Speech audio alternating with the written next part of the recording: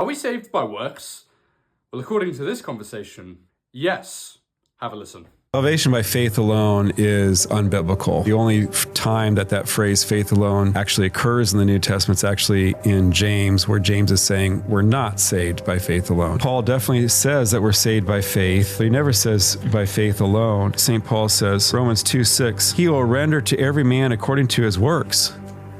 Hold on, is that Paul or is that James? For those who are factious and do not obey the truth, but obey wickedness, there'll be wrath and fury. Oh, that sounds very much like we're going to be judged by what we actually do. And in verse 13, he says, it is not the hearers of the law who are righteous before God, but the doers of the law who will be justified. Romans 2:13. Ow! Now, Pints of Aquinas is my guilty pleasure. He's a fellow Aussie living overseas like me. But this is a pretty poor argument. You know, you've heard it before.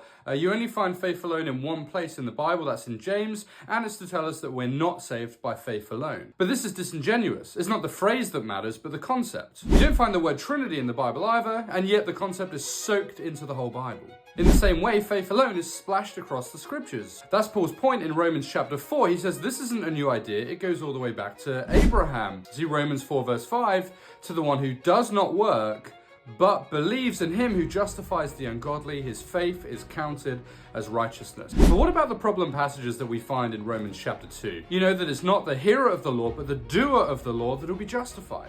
Doesn't that put a sword right through the heart of sola fide? Well, it sounds convincing. That is until you understand what Paul is doing. He's building a case from chapter 1 to condemn the whole human race, and it climaxes in chapter 3 verses 19 and 20, where Paul says that no one will be justified by the law because it shuts the mouth of everyone. And so yes, the only person that's going to make it to glory is the one who perfectly obeys the law, but what's the problem? Well, that ain't you, and it isn't me either. And so what we need is an alien righteousness, a righteousness that comes not through the law, but through faith in Christ alone.